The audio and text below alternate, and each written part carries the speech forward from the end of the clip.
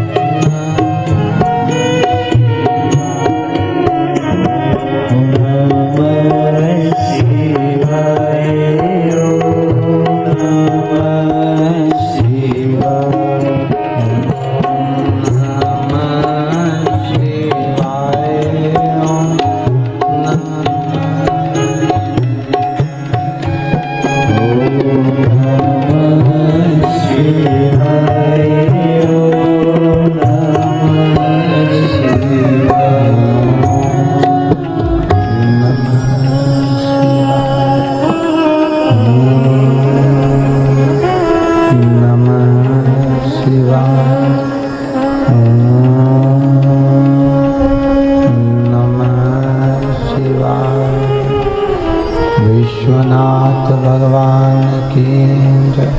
हर हर महादेव, हर हर महादेव, हर हर महादेव। काशी विश्वनाथ ओगड़दानी त्रिकालदर्शी कैलाशी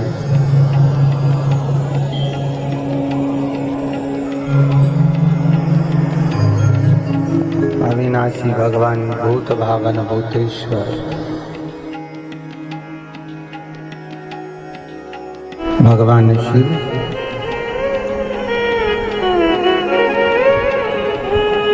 जिनकी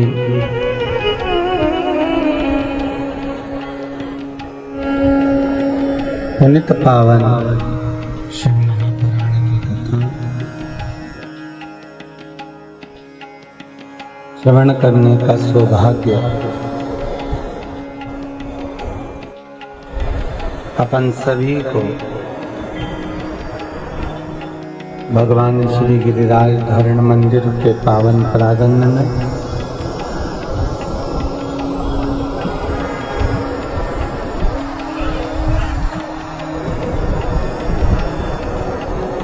बर्फानी बाबा सेवा संस्थान दौसा राजस्थान के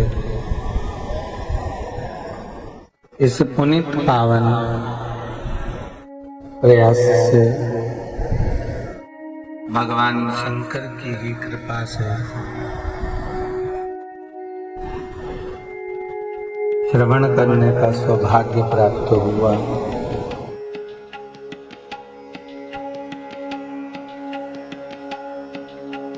ओगड़दानी भगवान शंकर त्रिकालदर्शी कैलाशी अविनाशी भूत भावन भूतेश्वर मेरा शिव, जो प्रत्येक मनुष्य की चाहे जलचर हो, चाहे थलचर हो, चाहे वायुचर हो,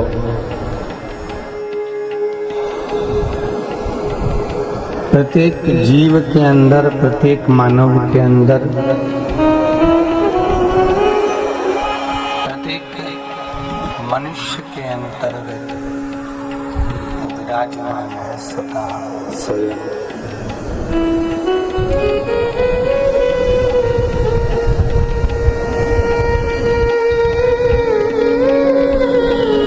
उस शंकर को जानना, उस शंकर को पहचानना,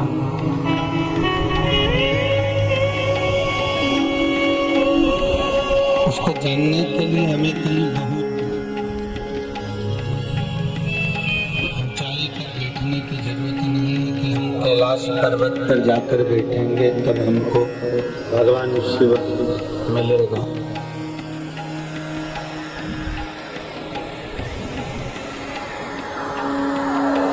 मान लो कैलाश पर्वत पर जाकर बैठ भी गए और शंकर नहीं मिला,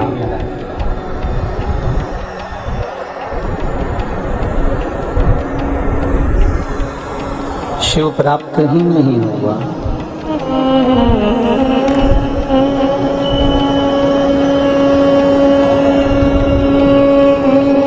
बहुत ऊंचाई पर जाकर बैठ गए, भगवान मिला ही नहीं।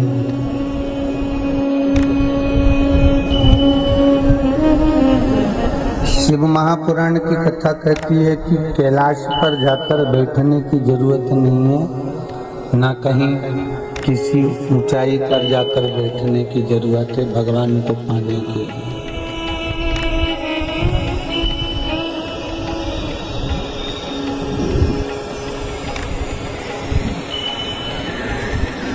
कोई कहे कि कोई ठंडी जगह में जाकर बैठ जाइए, कोई ठंडे स्थान पर जाकर बैठ जाओ, वहां शंकर मिल जाएगा।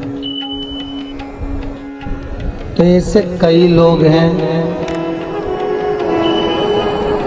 जो ठंडे स्थान पर भी रह रहे हैं तो भी भगवान नहीं मिल पा रहा।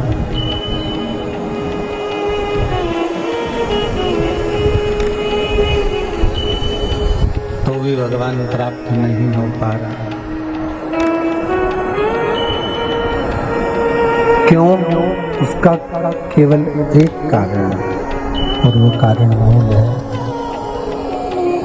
कि ऊंचाई पर जाकर बैठ तो गए हम, या हम स्वयं ठंडे स्थान पर भी जाकर बैठ गए, पर मन की शीतलता नहीं उत्पन्न कर पाए, मन की ठंडकता नहीं उत्पन्न कर पाए। अगर मन शीतल होता, मन में ठंडकता होती, या मन की ऊंचाई होती,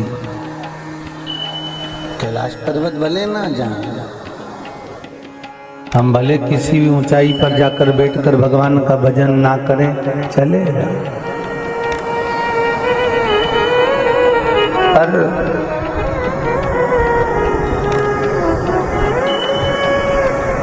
इस मन की इतनी ऊंचाई होना चाहिए, इस मन का इतना आनंद होना चाहिए कि भगवान स्वतः ही हमको प्राप्त हो जाए, भगवान स्वतः ही हमको मिल जाए। रिटर्न बंद करें,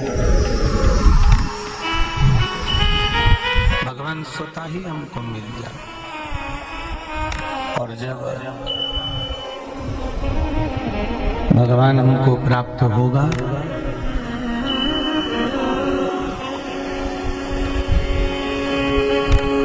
तो मन की शीतलता से प्राप्त हो।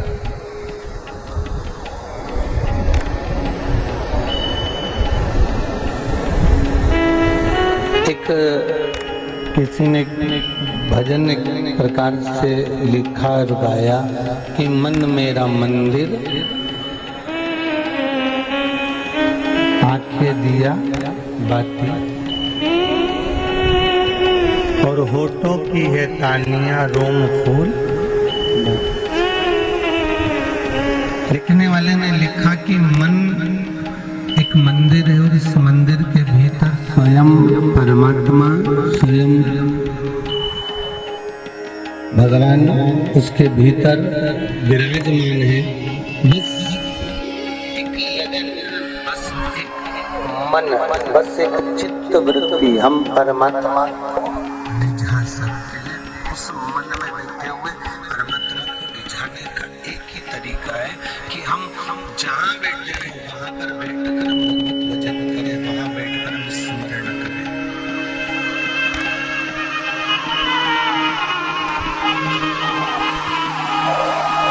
स्पार्किंग देकर बंद हो रहा है, बक्सा स्पार्किंग देकर बंद हो रहा है, फिर चालू हो रहा है। ये दोनों बक्से ऐसे ही है।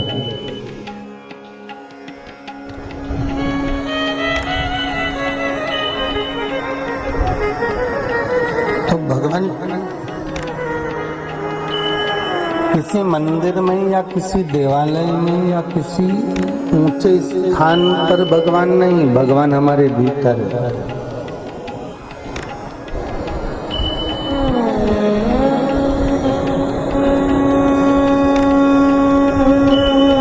बस उसको पाने का एक तरीका, उसको प्राप्त करने का एक मूल लक्ष्य, एक आनंद हमको आना चाहिए।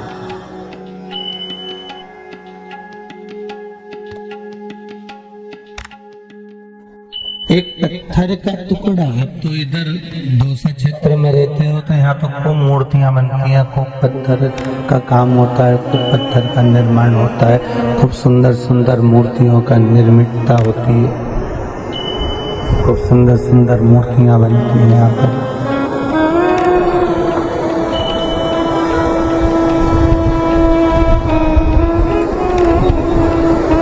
वही मार्बल की मूर्ति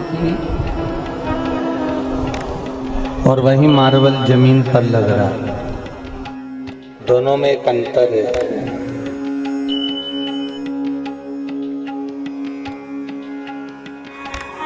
जिसने चोट सहन नहीं करी वो जमीन पर लग गया, और जिसने चोट को सहन कर लिया, तराशते समय, मारते समय जिसने चोट को सहन कर लिया, तो मंदिर में भगवान बनकर पूजा गया, तो मंदिर में भगवान बनकर विराजमान हो गया।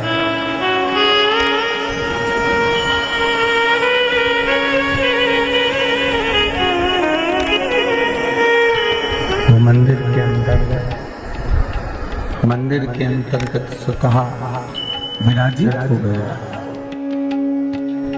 बस जिसने तराशते समय चोट को सहन करा,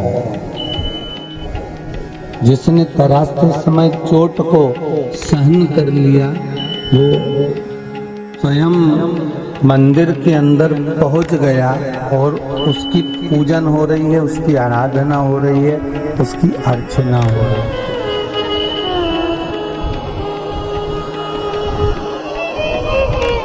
जो भीतर पहुंचा है,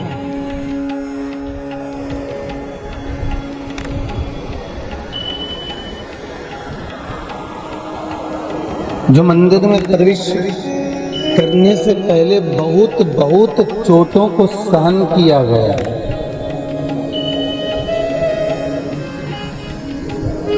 दो तरह के व्यक्ति होते हैं, एक रोज मंदिर जाता है और एक कभी कभी मंदिर जाता है।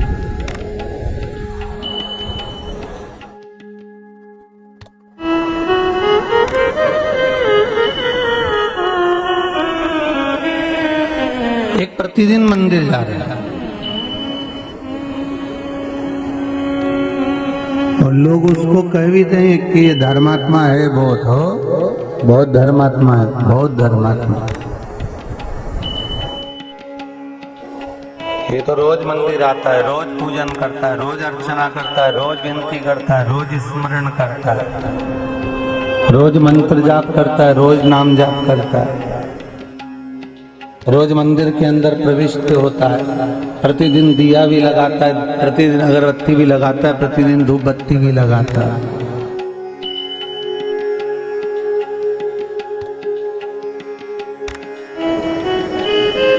एक बहुत सुंदर बात,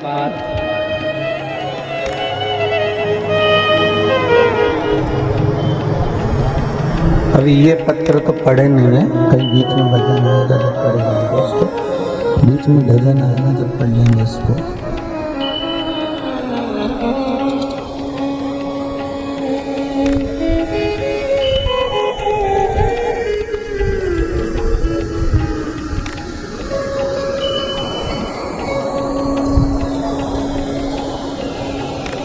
एक प्रश्न एक माता ने किसी ने लिखा है कि मन का संशय ये है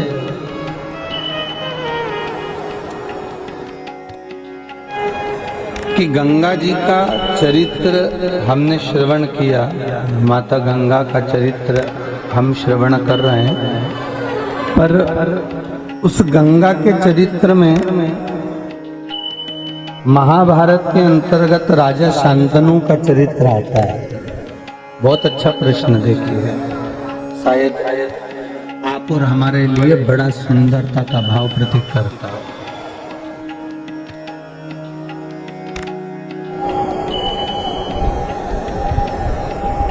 कि जिन गंगा मैया ने, इसी में एक प्रश्न है वो कि माँ गंगा शंकर जी की आराधना करी, माँ गंगा स्मरण करी,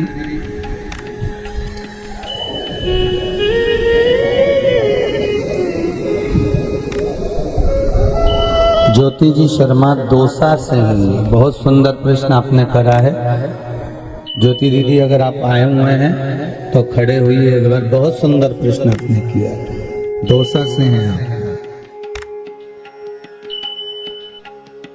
ज्योति दौसा से हैं शर्मा, बहुत अच्छा आपने प्रश्न किया है कि गंगा जी का सुंदर भाव इसमें लिखा आपने, हम कथा में श्रवण करें कि वो शिव जी की आराधना करी, शिव अर्चना में डूबी।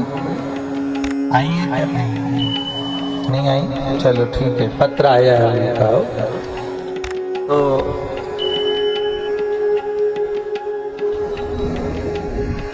हमने सारी कथा का रसतत्व भी ग्रहण करा, पुराने समय में भी हमने पोथी पुराण भी पढ़ी, आनंद भी लिया, और उसमें हमने श्रवण किया कि गंगा जी भगवान शंकर की आराधना करी और भगवान शंकर ने उनको जटा में धारण करा।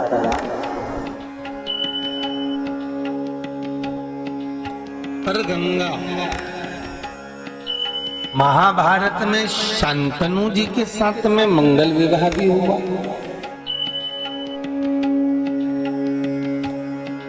राजा शांतनु के साथ भी रही, उसका कारण क्या था?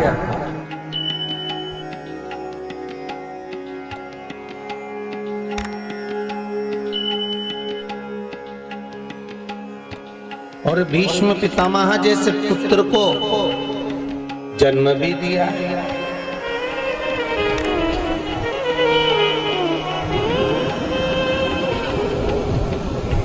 अब एक प्रसंग इसमें ये आया कि भीष्म पितामह को जन्म दिया, भीष्म पितामह को उन्होंने प्रकट किया, और भीष्म पितामह का चरित्र पूर्व की कथा में पहले सुना चुके हैं। यहाँ की नहीं, पूर्व की जो कथा है उसमें आप स्मरण करेंगे तो आपको मालूम पड़ेगा कि भीष्म पितामह के जितने भाई थे सब तत्काल मारे गए, पर केवल एक भीष्म पितामह ऐसे थे जिनको रहकर भी भोगना पड़ा, भुगतना पड़ा और कर्म का दंड भोगना पड़ा।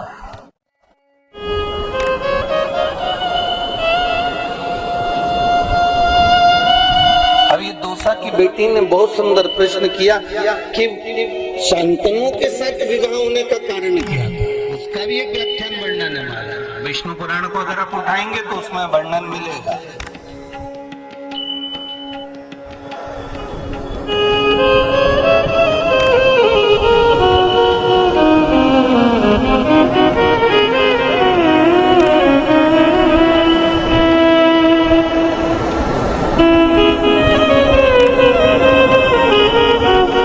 जैसे कबूतर को श्रापित करने का प्रसंग अगर देखना है आपको तो एक रावण संहिता के अंतर्गत, एक मार्कंडे संहिता के अंतर्गत और दूसरा सुंदर गीता प्रेस गोरखपुर की शिव अंक के अंतर्गत आप ये तीनों जगह से इसको निकाल सकते। ठीक है,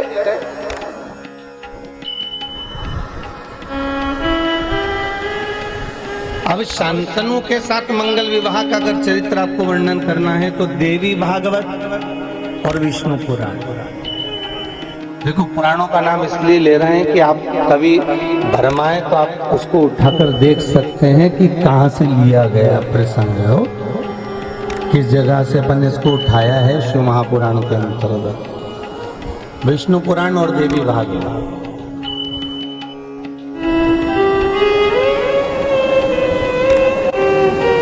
देवी भागवत के अंतर्गत और विष्णु पुराण के अंतर्गत एक भाव वर्णन किया गया महाराज। एक बड़ा सुंदर भाव कहा गया कि गंगा, सरस्वती, लक्ष्मी तीनों एक जगह पर विराजमान है महाराज, तीनों एक ही जगह पे।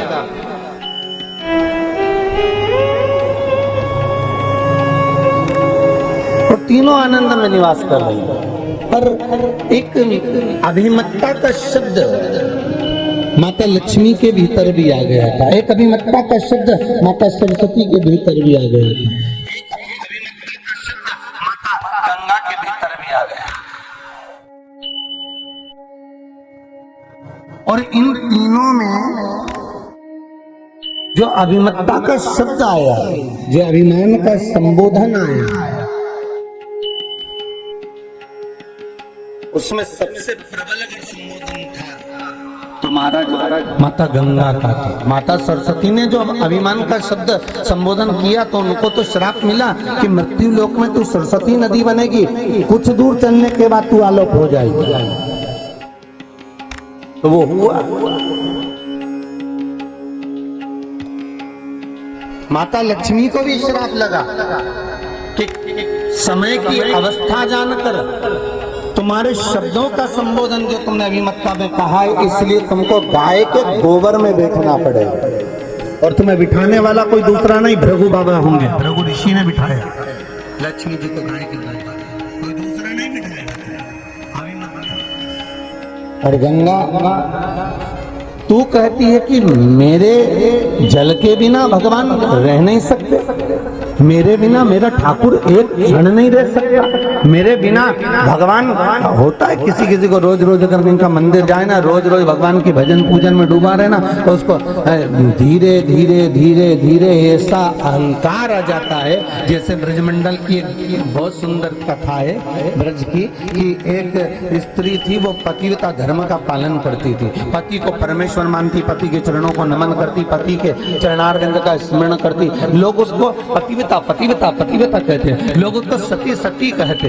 इतनी प्रबल हो गई वो कि वो उसका हर जगह वर्चस्व हो गया। जहां से निकलती लोग उसके पांव छूते, उसको प्रणाम करते, उसके हाथ में मेहंदी लगाते, उसके पांव में मेहंदी लगाते, उसको सुंदर बेड़ियां लगाते, उसको गजरा मानते, उसको कहते पतिव्रता धर्म का पालन करने वाली, पति को परमेश्वर मानने वाली, पति के चरणों का रस्तत्व ग्रहण करने वाली है। और जहां से राधा जी निकल कर जाती थी, राधा जहां से निकल कर जाती थी, ये राधा को देख लेती और जिन सखियों के साथ में बैठी रहती, उन्हीं सखियों के सामने राधा जी की बुराई करने लगती। बताओ, ब्रजभानु की छोरी है, कीर्ति की लाडली है, और देखो तो शरीर रत्ती भर की बुद्धि नहीं, यहाँ वहां सोती रहती है और वही नंद बाबा के छोरे के साथ दिन भर घूमती रहती है। और राधा जी को शब्दों पर शब्द कहना, पर कह किससे रही है? अपनी सहेलियों से, अपनी सखियों से। मतलब ये जताना चाहती है कि मेरी श्रेष्ठता है और ये श्रेष्ठ नहीं है।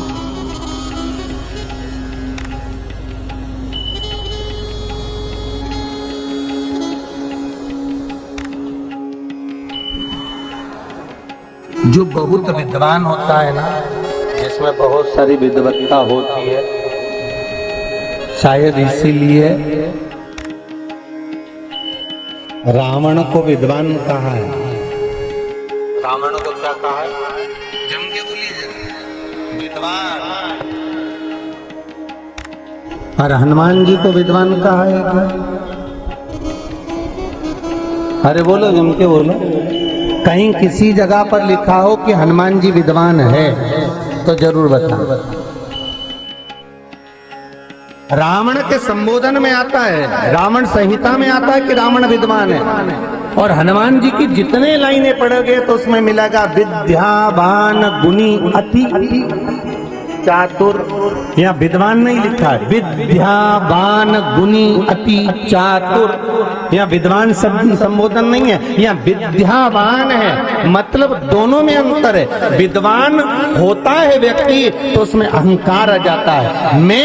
मैंने ऐसा करा, मैंने ये कहा, मैं लंकेश, मैं ये कर सकता हूँ, मैं ये कर सकता हूँ, मैं शंकर के उठाकर कैलाश पर्वत को अपने हाथों पर ले सकता हूँ, मैं सोने की लंका बना सकता हूँ। जो विद्वान होता है अपना बखान स्वतः करता रहता है, और जो विद्यावान होता है उसको बखान की जरूरत नहीं होती, उसका बखान दुनिया करती रहती है, उसको बखान की जरूरत नहीं पड़ती, वो अपनी मस्ती का आनंद पाता है।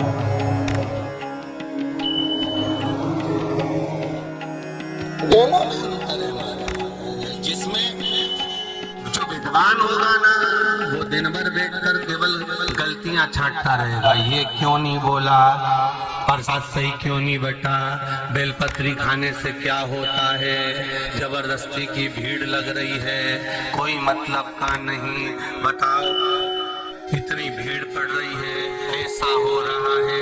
वो दिन भर बैठेगा और दिन भर उसमें से जो विद्वान होगा वो यही निकालता रहेगा कि इसमें कमियां कहाँ से निकालना है, इसमें से ढूंढना क्या गलती है, इसमें से गलती कौन सी स्वीकार करना है। और जो विद्यावान है उसको गलतियां छांटने से मतलब नहीं होता, उसको केवल एक तत्व से मतलब होता है कि मुझे शंकर का अनुमोदन करना है, मुझे और उसमें से भी कई माताएं। एक ये प्रश्न है महाराज जी, बड़ा सुंदर है। आपके द्वारा समय के पहले रात्रि 9 बजे एक बार अभिषेक कराया गया था। मेरी बेटी हाथ पैर जोड़ जोड़ के रह गई, पर उसका ट्रांसफर हो नहीं पाया जो जॉब कर रही थी उसके अंतर्गत। पर अभिषेक करने के 2 दिन निकले थे और उस बेटी का ट्रांसफर हो गया बिना कुछ दिए और बिना कुछ लिए। ये है मदन मोहन जी गुप्ता, सेवानिवृत्त हैं, गंगापुर सिटी से आए हुए हैं। गंगापुर सिटी का पत्र। ये अंतर है विद्वान और विद्यावान में। जो प्राप्त करा भगवान की भक्ति के रस तत्व में, जो डूब गया, उसको बाबा बस यही देखता है कि उसमें सुख का अनुभव क्या है, और वही हुआ, और हुआ वही प्राप्त।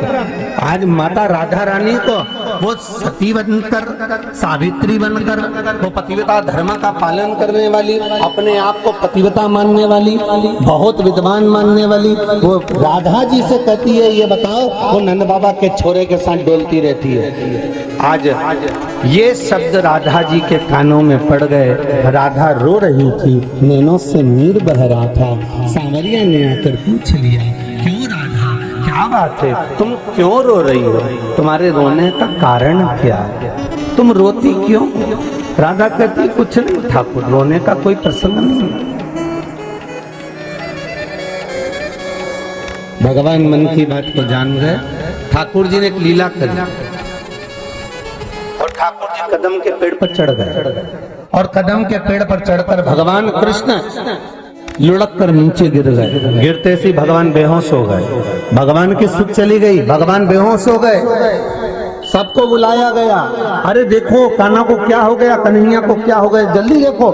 सबको बुलाया पर कन्हैया उठा नहीं। वेदों को बुलाया, औषधि दी पर कन्हैया उठा नहीं। तब गांव का कोई बुजुर्ग बोला, अब तो एक काम हो सकता है, मैंने किसी के मुख से सुना है, अगर कन्हैया को जीवित करना है और कन्हैया को बचाना है तो जो नारी पतिव्रता धर्म का पालन करती हो, पति को परमेश्वर मानती हो, पति के चरणों का स्मरण करती हो, बस वो यमुना जी के ये घाट से लेकर यमुना जी के वो घाट तक कच्चा सूत बांधा जाए और उस सूत पर चढ़कर वो पतिव्रता नारी 1000 छिद्र करे हुए घड़े को लेकर जाए और यमुना जी के मध्य से पानी भरकर लाए और कन्हैया पर छींटे तो कन्हैया जीवित हो सकता है। जैसे ही बोले सबका ध्यान उसी की ओर गया।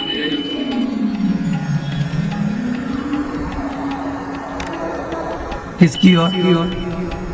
अरे बोलो तो जम के, उसी की ओर जो कहती थी मैं पतिव्रता धर्म का पालन करती हूँ, पति को परमेश्वर मानती हूँ। बस सबका ध्यान गया, सब हाथ पैर जोड़ने गए। यशोदा जी पांव पड़ने गए, अरे जी चल तू मेरे बेटे को बचा सकती है, अब तू नहीं होगी ना तो मेरा बेटा मर जाएगा, अरे तू कृपा कर दे। नंद बाबा, यशोदा, रोहिणी सब दौड़ दौड़ कर उसको बुलाने के लिए गए। अब तो वो इन मिन लगा के तैयार हुई। तो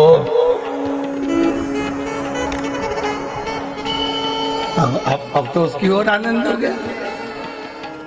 फिर उसको लेकर आया। ये 1108 छिद्र का ये कलश है, सहस्त्र धारा का कलश है। आप इसको लेकर जाओ। कच्चा सूत बांधा गया, एक घाट से दूसरे घाट तक। इसको कहा कि आप पतिव्रता धर्म का पालन करती हो, आपके सिवाय पूरे ब्रजमंडल में कोई नहीं जो इतना किसी पति का स्मरण करती हो। आप जाइए और वो बिंदी मिंदी लगा के और उसके मेहंदी मेहंदी मांड मुंडा के और बढ़िया फेणी और गजरा मजरा लगा लोगों के और उनके जो कच्चा सूत पे पांव धरवाया तो वो यमुना जी में डुबक डुबक करने लगी।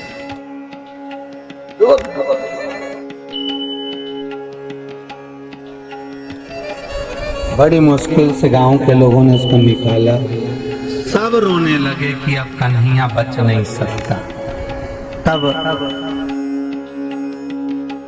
एक बूढ़ी माँ बोली, एक मौका राधा को दे दो, एक मौका राधा को दे दो।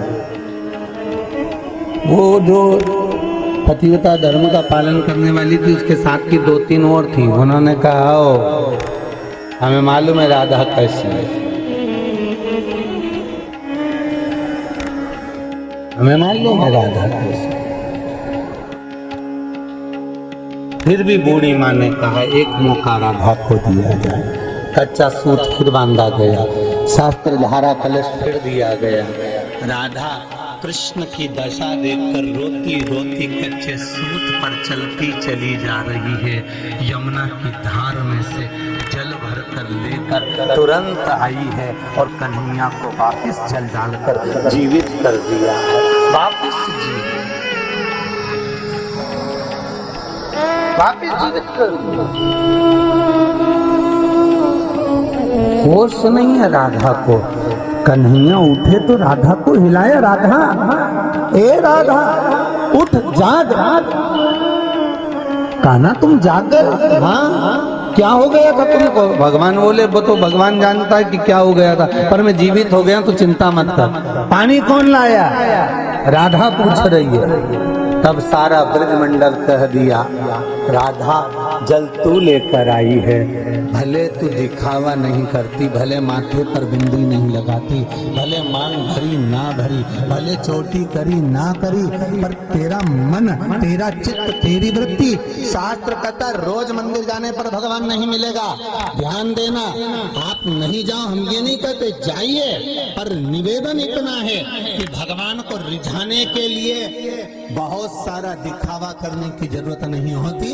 भगवान को रिझाने के लिए तो केवल दिल भगवान को दे दीजिए, भगवान तुम्हारे सम्मुख में आकर खड़ा हो जाएगा। बहुत दिखावे की जरूरत नहीं भगवान को रिझाने की।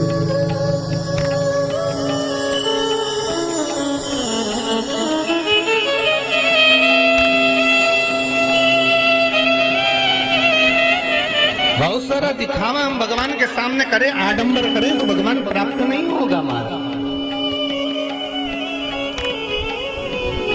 गंगा के मुख से एक शब्द बड़ा निकल गया कि भगवान मेरे जल के बिना नहीं रह सकते, और जब तक मैं सेवा में नहीं खड़ी होंगी तो भगवान राजी नहीं होंगे। देवी भागवत कहती है, लक्ष्मी के मुख से शब्द निकल गया, गंगा इतने ऊंचे बोल ठीक नहीं, इतने ऊंचे बोल श्रेष्ठ नहीं है तुम्हारे लिए।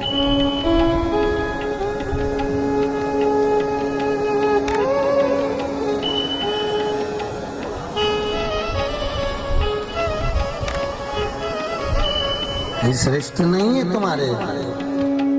गंगा के मुख से शब्द निकला, लक्ष्मी तुम मुझे ज्ञान दे रही हो। मृत्यु लोक में तुम्हें जाना पड़ेगा तो भगवान से वियोगता का भाव रहेगा, तुम जिस रूप में रहो। कृष्ण के साथ रुक्मणी बनोगी तो द्वारका में भी रुक्मणी तो दूर रहेगी। राम के साथ सीता बनोगी तो सीता बनकर भी तुम्हें दूरी रखना पड़ेगा।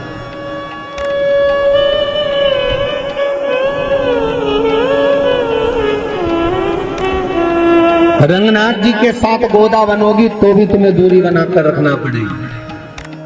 पद्मावती बनकर आओगी तो भी दूरी बनाना पड़ेगा। श्रीदेवी बनकर आओगी तो भी दूरी बनाना पड़ेगा। तब लक्ष्मी के मुख से निकल गया, गंगा जितना मैं पतिव्रता स्मरण करती हूँ उतना तो तू भी नहीं कर पाती, इसलिए मृत्यु लोक में जाकर तू शंकर का अनुमोदन कर रही है, शिव का स्मरण कर रही है कि नारायण को अपना बनाऊंगी, शिव को अपना बनाऊंगी, और तेरी अभिमतता है। इसलिए मृत्यु लोक में जाकर ना तेरे सम्मुख में शिव रहेंगे, ना तेरे सम्मुख में नारायण रहेंगे। तुझे नीचे मृत्यु लोक में जाकर एक साधारण मानव से विवाह करना पड़ेगा। साधारण मानव। कभी कभी विचार करना, ये तो शांतनु के साथ विवाह हुआ गंगा। प्रश्न बहुत अच्छा है जी आपका। मैं एक बार पूरे जितने श्रोता बैठे हैं इनसे चाहूंगा, बहुत सुंदर प्रश्न करा है ज्योति शर्मा दोसा ने उसको। अच्छा इन्होंने करा है, वाह वाह, बहुत बढ़िया, बहुत बहुत साधुवाद। एक बार जोरदार ताली बजाइए, बहुत बहुत साधुवाद। सुंदर प्रश्न हमारा, अच्छा लगा ये सब प्रश्न जानकर, जो जगत के कल्याण के लिए, जो जगत कल्याण के लिए एक प्रसंग था हमारे जीवन में, एक आनंद। आप अपनी मस्ती रखो, आप अपना जीवन अलमस्त जियो।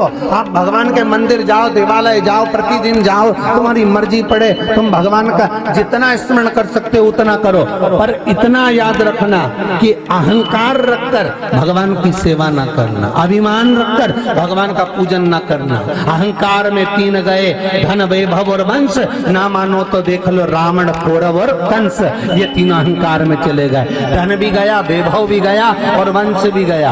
मैं कहकर पूरी जिंदगी बर्बाद कर दी इन्होंने। हमारी अभिमतता, जब मनुष्य का अहंकार शून्य हो जाता है तब भगवान मिल जाता है। यहां से चलना, दोसा के लिए निकलना। कहां के लिए जाओगे? अरे जम के तो बोलो। दोसा यहाँ से उस वाली पट्टी से जाना तो लिखा हुआ है दौसा यहाँ से 3 किलोमीटर। कितना लिखा हुआ है? 3 है 4 है सब 5 लिखा होगा। ठीक, आप समझ जो, बस आप समझ लेना हो, हम तो बात दे रहे हैं, आप अब समझ लो 3 है कि 5 है वो तुम जान लो। ठीक है, यहाँ से लिखा है दौसा 5 किलोमीटर। ठीक है, और आगे जाएंगे तो कितना बचेगा? जम के बोलते जाओ 4, और आगे पहुंचे तो 3, और आगे पहुंचे तो 2, और आगे पहुंचे तो, और आगे पहुंचे तो क्या बनाएगा? 0। मतलब जहां शून्य आ गया वहां पर नगर आ गया। ठीक है, जिसका लक्ष्य आपका था कि मुझे दौसा जाना है, दौसा किसी नंबर पर नहीं आया, दौसा शून्य पर आया, मतलब ये शून्य आ गया तो दौसा आ गया। उसी तरह शिव पुराण कहती है जब जीवन में अहंकार का पतन हो जाता है, अभिमान शून्य हो जाता है, तब जाकर मेरा भोलेनाथ सामने आ जाता है। बस वहां पहुंचना है, शून्य तक जाना है हमको तो दौसा मिल जाएगा। शून्य तक पहुंचेंगे तो जयपुर मिल जाएगा, शून्य तक पहुंचेंगे तो जोधपुर मिल जाएगा। हमें उस लक्ष्य तक पहुंचना है तब भगवान मिलेगा। अहंकार रखकर, अगर अहंकार है तो 1-2 की गिनती जल्दी रहेगी। 5 किलोमीटर वो बाकी है, 4 किलोमीटर वो बाकी है, 3 किलोमीटर वो बाकी है। स्पीड में गाड़ी चलाना है, अभी पहुंच जाऊंगा 15 मिनट में, अभी पहुंच जाऊंगा 20 मिनट में। मतलब जब तक किलोमीटर चलते रहेंगे तब तक अहंकार चलता रहेगा। अरे जरा गाड़ी तेज चलाओ, अरे इतनी अच्छी गाड़ी है, ऐसी की गाड़ी, आराम से पहुंच जाएंगे 3 घंटा। मतलब जब तक किलोमीटर चल रही है जब तक अहंकार, काम, लोभ, विषय, वासना, आसक्ति, तृष्णा सब चलता रहेगा।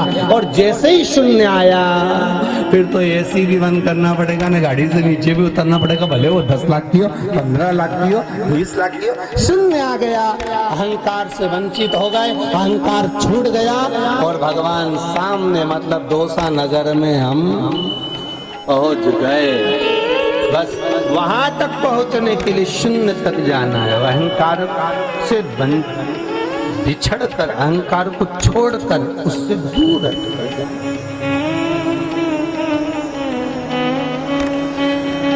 और ये नहीं है कि भगवान बहुत धन वालों को ही मिलता है। ये भी नहीं है कि भगवान संतों को ही मिलता है। ये भी नहीं है कि भगवान केवल गुरुओं को ही मिलता है।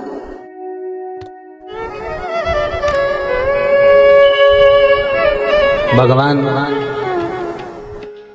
प्राप्त करने का एक साधन होता है, किसी के माध्यम से हम प्राप्त करते हैं, किसी के माध्यम से।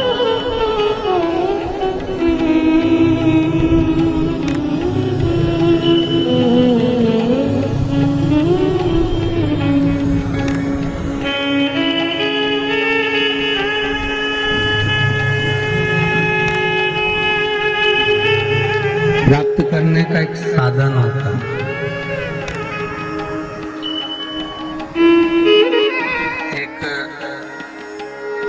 भंवरे की दोस्ती एक गोबर के कीड़े से हो गई, दोनों दोस्त बन गए, दोनों दोस्त। और एक दिन भंवरा कहने लगा गोबर के कीड़े से, भाई मुझे भूख लग रही है, कुछ है क्या तेरे पास में खाने के लिए? गोबर का कीड़ा बोला आजा, गोबर में बैठ जा, इतना सारा गोबर है तो सरी खा ले। उसने कहा बताओ मैं और गोबर खाऊंगा, और नहीं तो हम तो यही खाते, गोबर का कीड़ा है तो गोबर नहीं रहेगा। नहीं नहीं नहीं, हमको नहीं खाना। 2-4 दिन निकले तो भंवरे से गोबर का कीड़ा बोला तू चल मेरे यहाँ के लाता हूँ। और भंवरा ले गया उस गोबर के कीड़े को और उड़ाता उड़ाता ले गया, एक फूल पर बिठा दिया, ले भोजन कर ले। गुलाब के फूल में बिठाया, वो अंदर बैठकर भोजन करने लगा। इतना रम गया वो भोजन में कि वो धीरे धीरे धीरे धीरे वो पुष्प जो है बंद हो गया, वो गोबर का कीड़ा उसके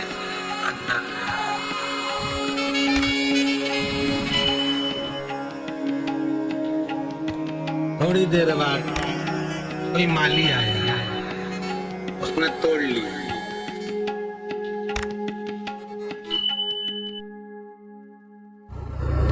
और तोड़ा, लेकर गया, पुजारी को दिया, पुजारी ने भगवान को चढ़ाया। जैसे ही चढ़ाया इतना खुश हो गया, गोबर का कीड़ा गजब।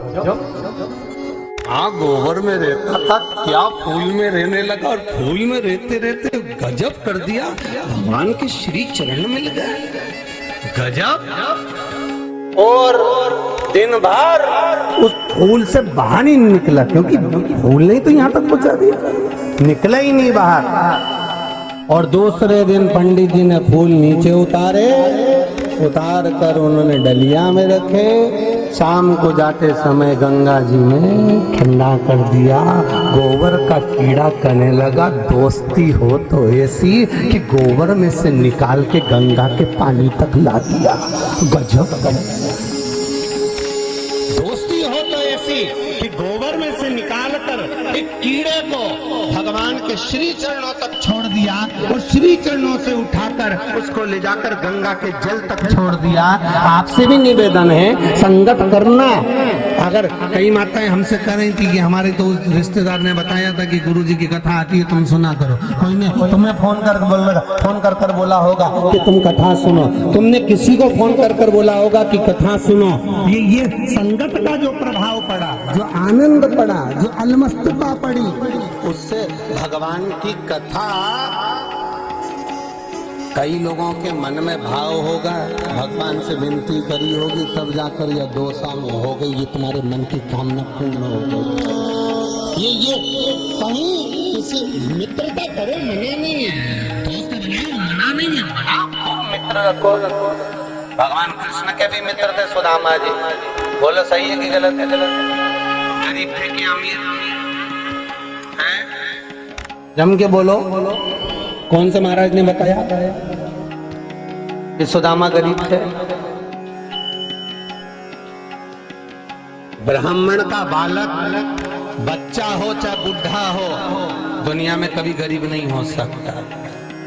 ब्राह्मण का बालक चाहे बच्चा हो चाहे बुढ़ा हो, कभी गरीब नहीं हो सकता। भले भोजन के लिए कुछ ना हो, पर उसके हृदय में भगवान का निवास जरूर होता है, तो तिजोरी लेकर साथ में चलता है। हे ब्राह्मण का बालक गरीब नहीं हो सकता। सुदामा गरीब नहीं थे महाराज। अगर सुदामा गरीब होते तो खाली हाथ द्वारका जाते, पर सुदामा ने सुशीला से कहा, अरे सुशीला, मैं द्वारका जा रहा हूँ, मेरे पास में कुछ है नहीं, मैं क्या लेकर जाऊं? सुशीला पड़ोसन के आ गई, तंदूर लेकर आई, अपने पति को दिया, ये लेकर जा। अब बताओ, अगर गरीब होता, भगवान द्वारकाधीश को तो मालूम था कि इसके बाद कुछ भी नहीं है, खाली हाथ भी आता तो द्वारकाधीश तो अजमा लेते कि हाँ ठीक है, आ गया।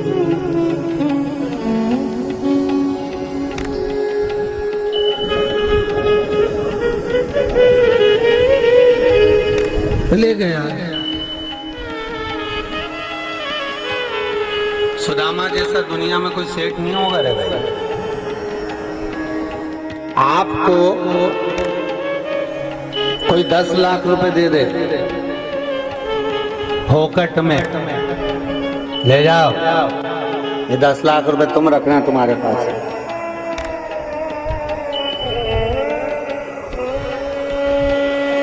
तुम क्या करोगे?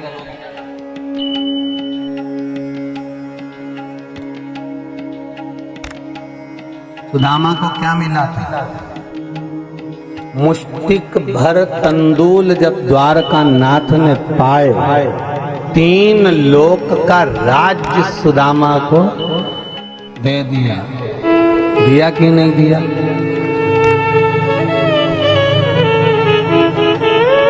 अब 3 लोक का राज्य जब सुदामा के पास में मिल गया, तो आप लोगों में से कितने लोग हैं जो द्वारका जी गए हो? कभी हाथ उठाओ जरा। गए हो सब लोग द्वारका? चलो रखो। अब आप में से कितने लोग हैं जो पोरबंदर गए हो सुदामा जी के मंदिर? वो भी हाथ उठाओ। गए ना? ठीक है। तो सुदामा जी का मंदिर बड़ा है कि द्वारकाधीश का मंदिर बड़ा है? द्वारकाधीश का बड़ा है ना, सुदामा का तो वही छोटा है। जब 3 लोक का राज्य सुदामा को मिल गया था तो ठाकुर जी से बड़ा मंदिर तो सुदामा का होना था। बोलो सही है गलत? फिर सुदामा का मंदिर छोटा क्यों हो गया और द्वारकाधीश का मंदिर बड़ा क्यों हो गया? उसका कारण केवल एक था, सुदामा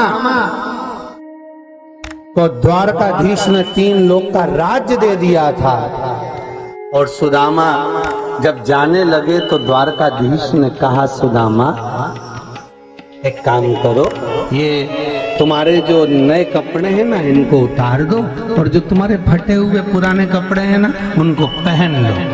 सुदामा जी वो कपड़े पहनकर जब जाने लगे तो द्वारका को पलट कर जब सुदामा जी ने देखा तो मन में सोचा, रे द्वारका नाथ, लोग कहते हैं तो द्वारका नाथ है, गजब करा तूने, अपने नए की नए कपड़े तक ले लिए, जो तूने मुझे दिया आज इसी दरवाजे पे मैं छोड़कर जाता हूँ, ले। अब देखो 3 लोक का राज्य 1 मिनट में सुदामा ने दे दिया। 1 मिनट नहीं लगी सुदामा को जाते समय देने में, ले रख तुम्हारे।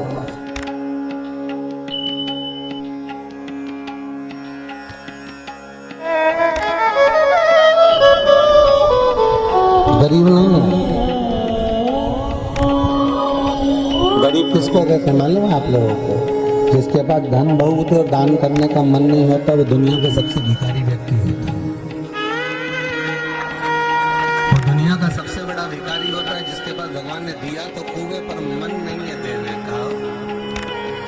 वो दुनिया का सबसे बड़ा भिखारी है। और दुनिया का सबसे बड़ा सेठ कौन है? श्रीमद् भागवत कथा का 10वां स्कंद कहता है दुनिया का सबसे बड़ा सेठ है वो जिसके पास कुछ भी नहीं तो भी उसके घर से कोई भूखा प्यासा ना जाए।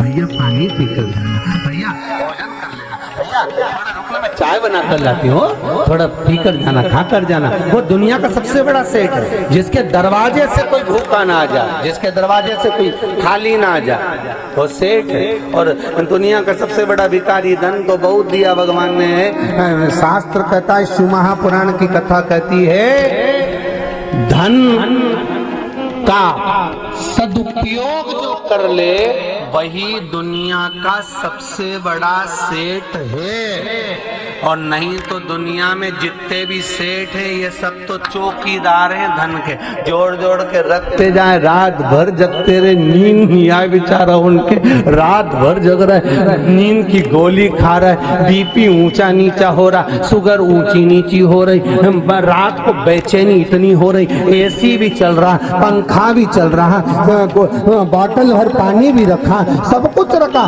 पर नींद नहीं आ रही, घूम रहा फिर रहा, जा रहा आ रहा, नींद नहीं आ रही। उसका कारण क्या? क्योंकि घर में धन बहुत है तो नींद कहां से आएगी, बेचैनी बढ़ती जा रही। तो ये सब चौकीदार है। चौकीदार नहीं बनना अपन को, अपन जितना कमाओ उसका कम से कम 50% तो तुम अपने ऊपर ही खर्च कर।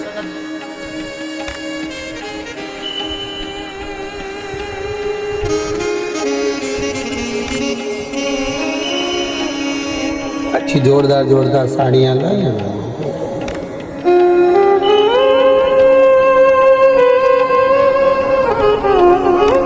लाने की भी जरूरत नहीं, हम तो ईमानदारी से बोल रहे हैं। आपको साड़ियां लाने की भी जरूरत नहीं, आपके पास में एक सी एक रखी है। सत्य बोलो जी, है कि नहीं? एक से बढ़कर एक रखी है। शादी में जाने वाली अलग रखी, क्यों रखी? अरे बोलो तो बोलते जा रहे हैं। अब अंदर डोसा वाले अब तो पहचान हो गए, अच्छे से बोलो। रखी ना एक से बढ़कर। अब इनके पास में भी कपड़े रखे कि नहीं रखे एक से बढ़कर? अरे बोलो तो सही, रखे ही नहीं, एक से बढ़कर एक कपड़े रखे और एक से बढ़कर एक तुम्हारे पास साड़ियां रखी।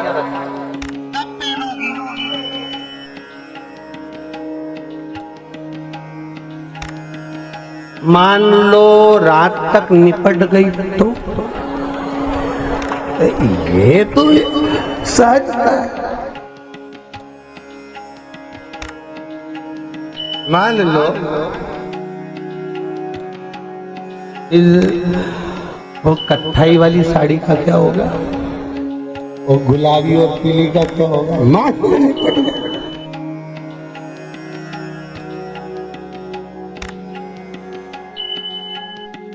वो कहते ना, तू मुझे जानता नहीं है, मेरा समय आने दे तब बताऊंगा कि मैं हूं क्या। अकड़ में बोल रहा है, मेरा समय आने दे तब मैं बताऊंगा मैं हूं क्या। तो मुझे जानता नहीं है, मेरा समय आने दे तब मैं बताऊंगा। और एक दिन छाती में थोड़ा सा दर्द हुआ, हॉस्पिटल लेकर गए जयपुर के, डॉक्टर साहब ने कह दिया समय आ गया। समय, तब समझ में आया कि समय आना इसको कहते हैं। जी जी कोई ठिकाना नहीं, शरीर का ही पानी का बुलबुला है। इसलिए सियोर वाला महाराज जैसा चकाचक रहे, खूब पेन ओढ़ के खा पी के चक चक, ऐसा तुम भी बस्ती में अपन रहो। कोई कुत्ताई पांव खींचे, याद रखना हाथ उस कैलाशी में पकड़ कर रखना। अलमस्त जियो अपनी जिंदगी को, एकदम मस्त मस्ती में जीवन जियो, रो रो के नहीं।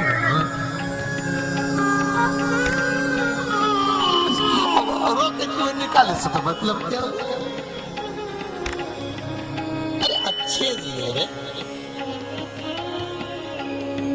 सास गुस्सा करे तो बहू का फर्ज बनता है, मम्मी क्या बात है आज तो गुस्से में दिख रही हो। जैसे ही गुस्से में सास दिखे तो बहू का फर्ज बनता है आंखों में काजल अच्छा एक जोरदार लगा ले दोनों आंख में, और एक को हाथ में मल ले, और इसी बिल्ला जैसी बन के सास के सामने चली जाए। सास भी सोचेगी काकी बहू लेके आई, भगवान पता गुस्सा भी नहीं होने देती। और सासों से निवेदन है, बहू अगर रूठ जाए तो तुम माँ हो, तुम माँ हो, एक चाय बना कर दो, उसमें थोड़ी काली मिर्ची ज्यादा डाल, वो भी कहेगी डुकरिया बहुत है बोली।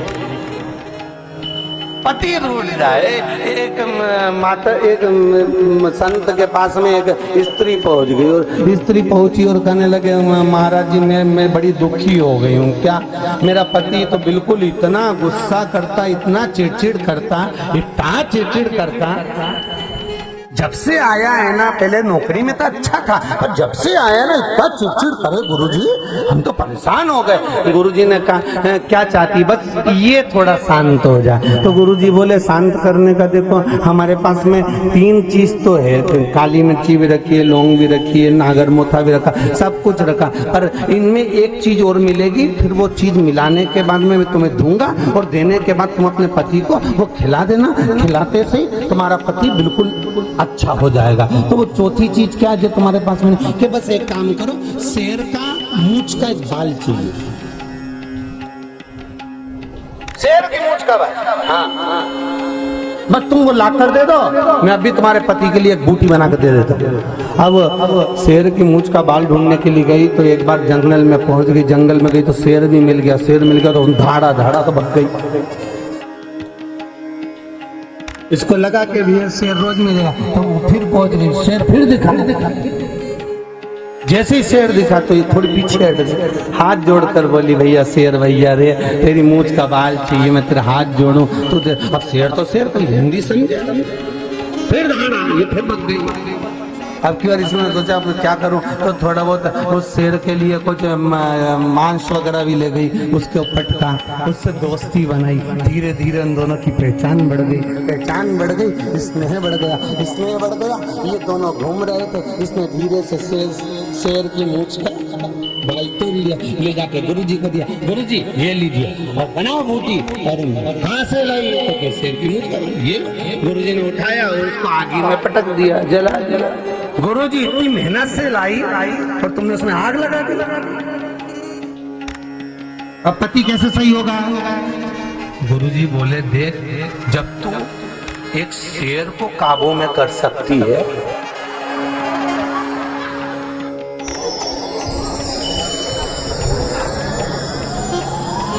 विचार करो जब तू एक शेर को काबू में कर सकती है तो या तो तारा पति है।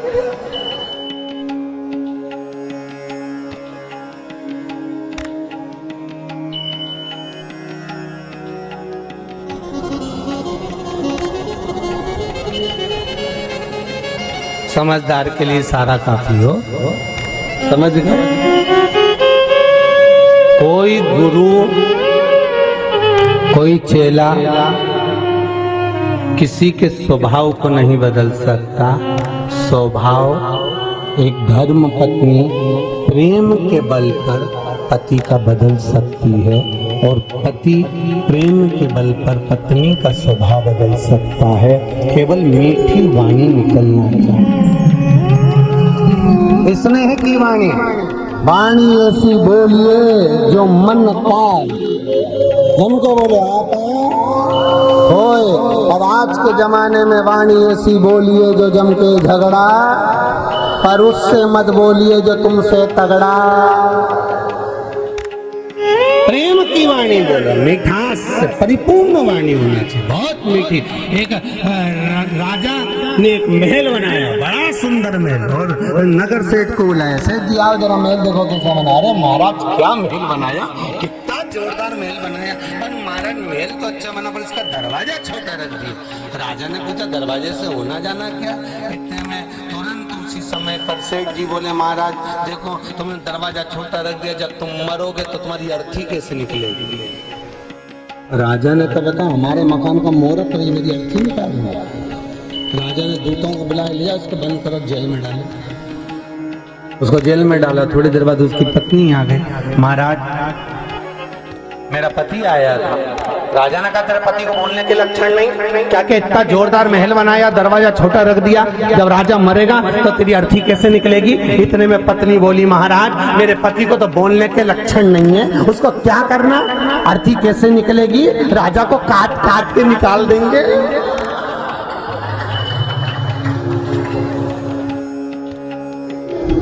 राजा को तो चक्कर आ गया बाप रे।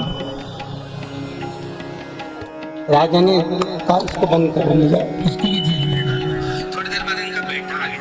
बेटे ने कहा महाराज मेरे माँ बाप आए थे। राजा बोले तेरे पिताजी को बोलने के लक्षण नहीं, क्या कि इतना जोरदार महल बनाया, दरवाजा छोटा रख दिया, जब राजा मरेगा तो अर्थी कैसे निकलेगी, और तेरी माँ क्या के काट काट के निकाल देंगे। इतने में लड़का बोला ना तो मेरे बाप को बोलना आता ना मेरी माँ को बोलना आता, उनको क्या करना, अर्थी कैसे निकालेंगे, राजा को अंदर ही चला देंगे, अंदर ही। राजा तो चक्कर खा के नीचे गिर गया, चक्कर। भगवान अगर किसी को मीठी वाणी नहीं देता तो वो दुनिया में कभी मीठा नहीं बोल पाता। इसलिए निवेदन है ये वाणी से पूजन हो जाती है और यही वाणी से पूजा भी जाते हैं। ठीक है, वाणी मीठी हो।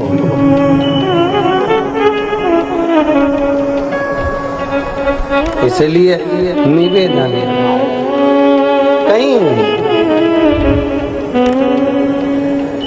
कोई रोक के बताए, कोई टोक के बताए, अभी पालानी पड़ा है डमरू वाला से, अभी पालानी पड़ा है डमरू वाला से, मेरी प्रीत न टूटेगी भोले बाबा से, मेरी प्रीत न टूटेगी भोले बाबा से, भोले बाबा से डमरू वाला से, भोले बाबा से डमरू वाला से, भोले बाबा से डमरू वाला से, भोले बाबा से डमरू वाला से, मेरी प्रीत न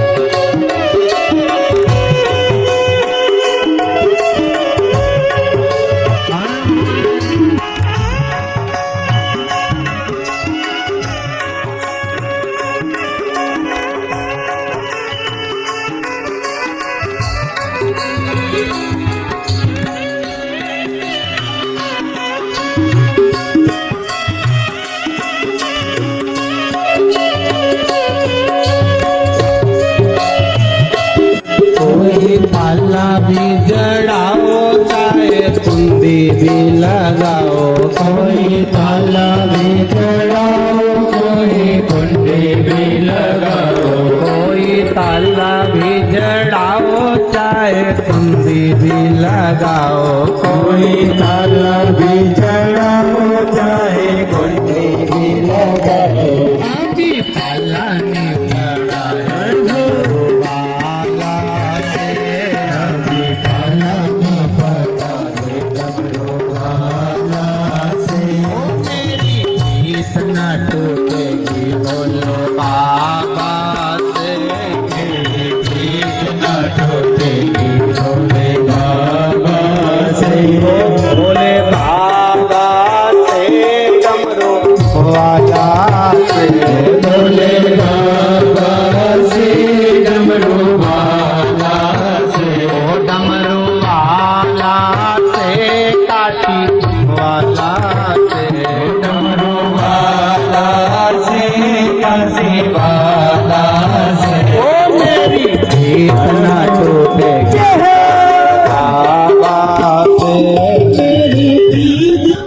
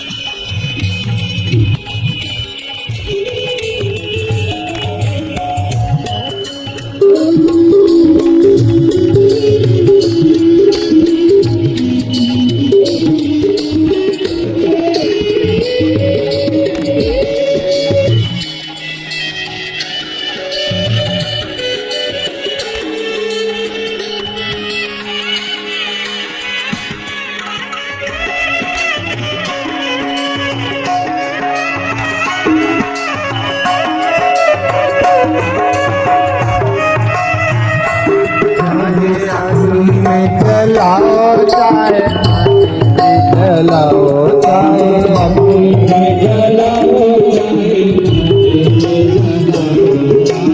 अग्नि में जलाओ चाहे पानी जलाओ चाहे अग्नि में जलाओ चाहे पानी में जलाओ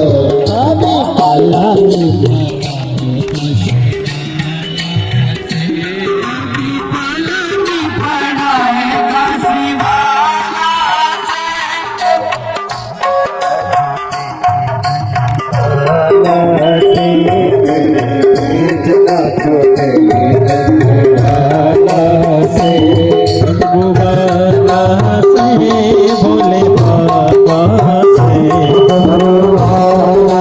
से भोले बाबा से मेरी प्रीत ना छूटेगी मेरी प्रीत ना छूटेगी डमरू वाला से प्रीत ना छूटेगी भोले बाबा से मेरी प्रीत ना छूटेगी भोले बाबा से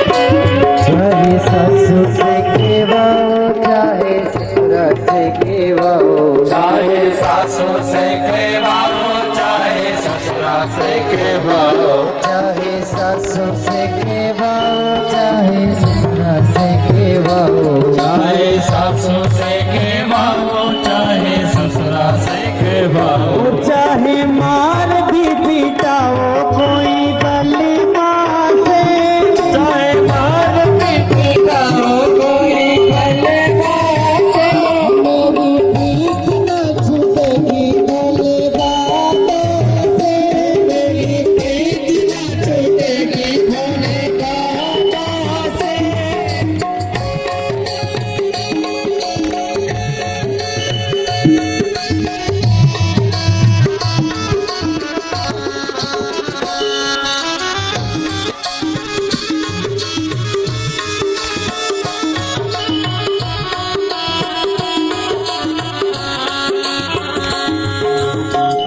सना टूटेगी भोले मेरी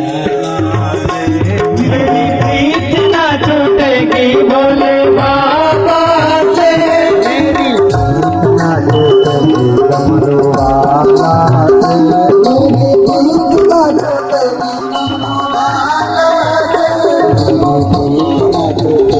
डमरू वाला से मेरी प्रीत न छूटेगी भोले बाबा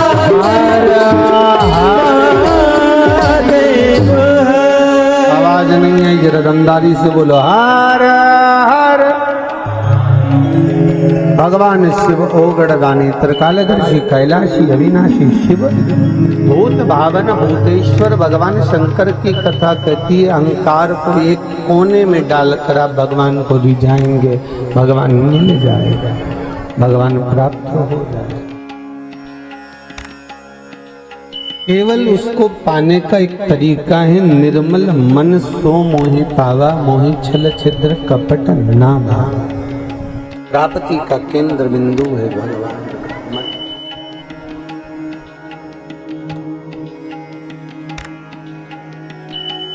शिव पुराण कर रही है। तारकासुर के 3 पुत्र तारकाक्ष, विदुन्माली, कमलाक्ष की तीनों चले गए। समय आया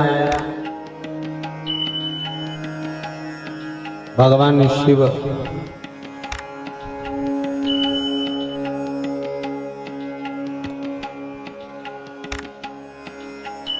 नेत्र बंद कर कर विराजमान थे, तभी भगवान शंकर के नेत्र बंद करने पर एक अश्रु की बूंद गिरी और उस बूंद से एक बालक ने जन्म लिया जिसका नाम अंधकासुर। क्या नाम है उसका? अंधकासुर। और ये अंधकासुर जो है, पार्वती ने देखा कि भगवान शंकर का पुत्र है, उसको गोदी में ले लिया।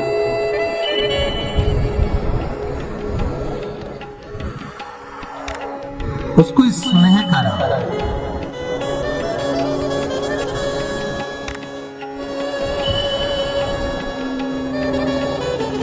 और जैसे एक माँ अपने पुत्र को करुणा करती है, प्रेम करती है, वात्सल्यता करती है, वैसा वात्सल्यता, वैसा प्रेम, वैसी करुणा।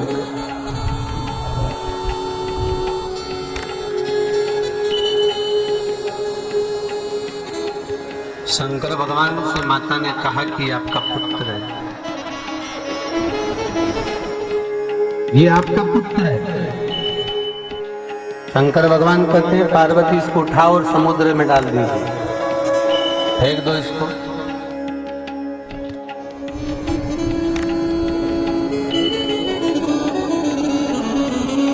अगर मेरे नेत्र बंद करने के बाद अगर ये प्रकट हुआ तो उसकी कोई महत्वता नहीं है।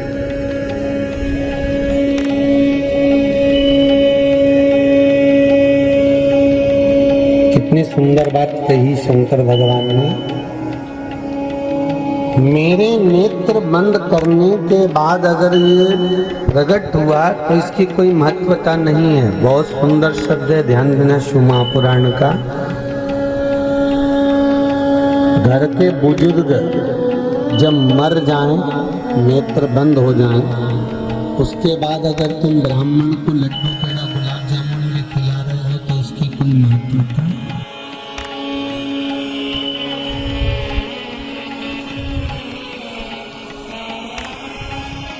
उसकी कोई महत्वता नहीं। हाँ, अगर माता पिता जिंदा है, जीवित है, उनका आप आदर कर रहे हो, सम्मान कर रहे हो, सत्कार कर रहे हो, तो मरने के बाद भले तुम ब्राह्मण को लोटा दो, गीता जी दो, माला दो, ना दो, सब चलेगा। और जीते जी आप बुजुर्ग माता पिता का अगर सम्मान कर लो, प्रेम की वाणी बोल लो, तो उससे बढ़कर कोई सुख नहीं। जिस घर में माँ बाप की इज्जत नहीं होती, उस घर में देखना कभी बरकत नहीं होती। जहाँ माता पिता का आदर न हो, जहाँ माता पिता का सम्मान न हो, जहाँ माता पिता का सत्कार न हो, उस घर में लक्ष्मी टिकती नहीं है, उस घर में संपदा आती नहीं है। आएगी तो जाएगी।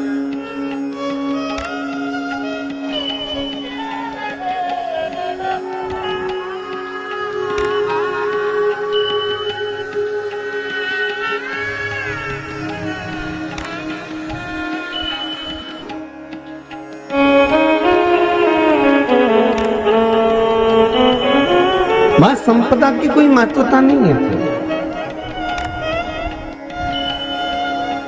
श्रीमद वल्लभाचार्य जी ने जगन्नाथपुरी में एकादशी को उल्टा लटकाया।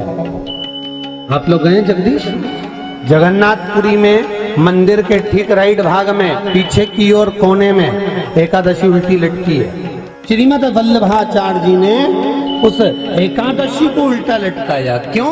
क्योंकि लोग एकादशी का जो दान कर रहे थे वो मरने के बाद कर रहे थे।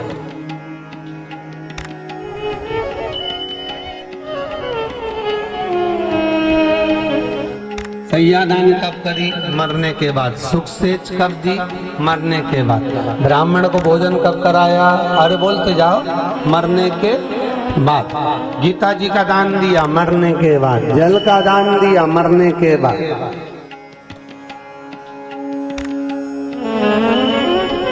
एकादशी दान दी, मरने के बाद। और मरने के बाद भी कौन से दिन दी? 10वें के दिन दी क्या? नहीं, कौन से दिन दी? 12वें के दिन। अब गरुड़ पुराण कहती है कि 10 दिन तक जीवात्मा घर की अटारी पर रहती है और 10 दिन के बाद जीवात्मा घर की अटारी पे से चढ़ी जाती है, चली गई।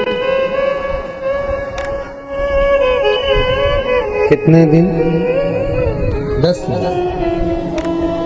और 10 दिन तक जीवात्मा घर की अटारी पर है और 10 दिन बाद वो जीवात्मा चली गई। और तुमने जो एकादशी का दान दिया वो कौन से दिन दिया? 12वें के दिन दिया। तो उस जीवात्मा को कहाँ मिली वो?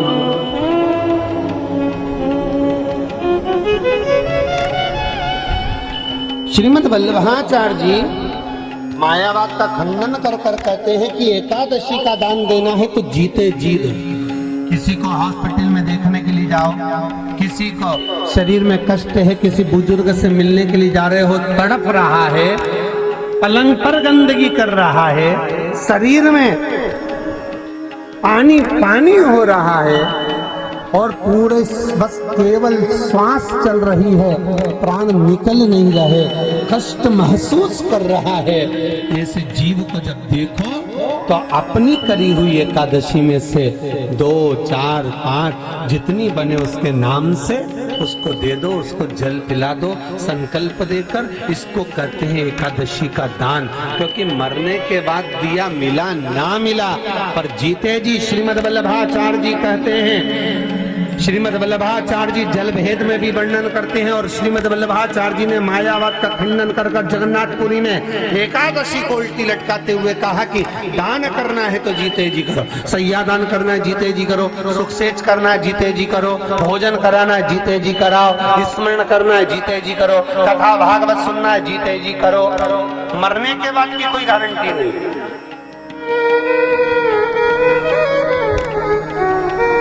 वो मिला ना मिला किसको पता।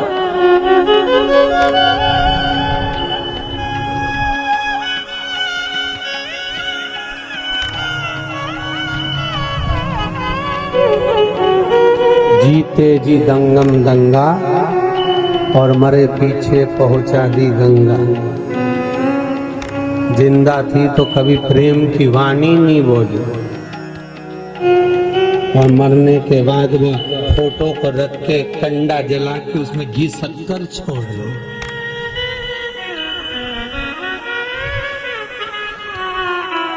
अब ये जीते जी तुम अगर प्रेम की वाणी नहीं बोलो, जीते जी स्नेह नहीं करो, जीते जी अगर मंत्र स्मरण नहीं किया तो मरने के बाद की कौन गारंटी है साहब? तुम करोगे और उसको मिलेगा, कौन सा है?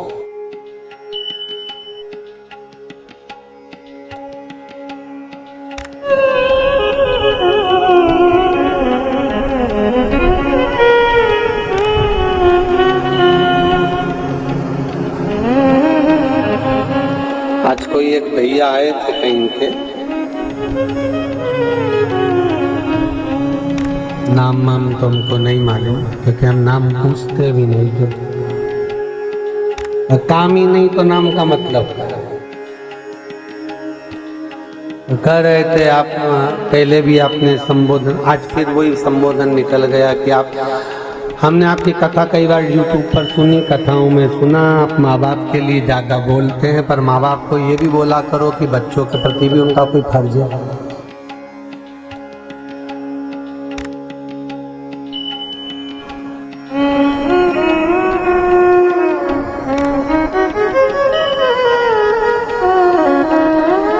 हमारा मन तो कर रहा था कि फोटो खींच लें उसका,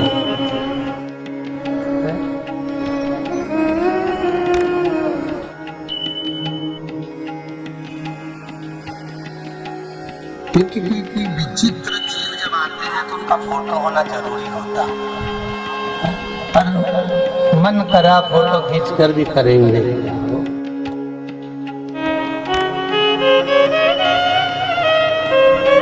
कितना सुंदर लिखा है शिव महापुराण में महाराज, बहुत ध्यान दीजिएगा जरा। माता पिता द्रोही हो, माता पिता दुश्मन भी हो, माता पिता मार भी रहे हो, तो भी बेटा और बहू का फर्ज होना चाहिए कि उनके चरण धोकर भी, तो भी फर्ज बनना चाहिए। भले कितने भी द्रोही हो, कितना भी पक्षपात करें, कितना भी अपशब्द कहें, गालियों पर गालियां दें, कानों पर ताने दें, दिन भर कोसें, तो भी बेटे और बहू का फर्ज होना चाहिए कि उनके चरणों को धोख लगाएं। उसका कारण क्या होगा?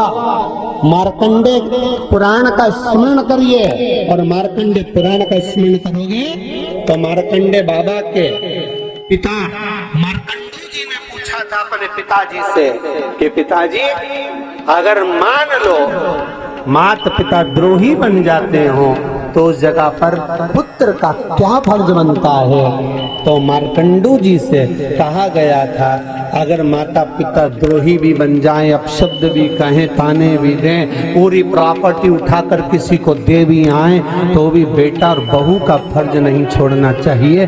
प्रणाम करना, नमन करना, मीठी वाणी से बोलना नहीं छोड़ना चाहिए। तो मार्कंडू जी ने अपने पिता से पूछा उसका लाभ क्या होगा? तो मार्कंडू जी के पिताजी ने कहा उसका एक लाभ होगा, अगर ये माता पिता उसको कुछ नहीं देंगे तो वो माता पिता आकर देकर जाएंगे, ये उनका फर्ज बनेगा।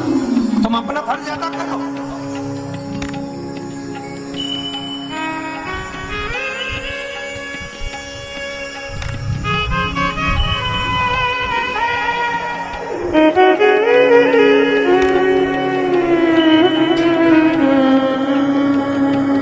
माता पिता के लिए अग्रणता का भाव रखो। अरे मरने के बाद भले अस्थियां मत ले जाना रे जीजियों, ईमानदारी की बात है, मत ले जाना गंगा जी तुम्हारे अस्थियां, यहीं पे कहीं तुम्हारे तोसा में कहीं की नदी हो वो फेंक दीजिए। और नदी भी नहीं होनी तो कहीं का नीचे पेड़ मेड़ के नीचे डाल दीजिए। हाँ मतलब नहीं, परंतु जीते जी तो सेवा करो रे।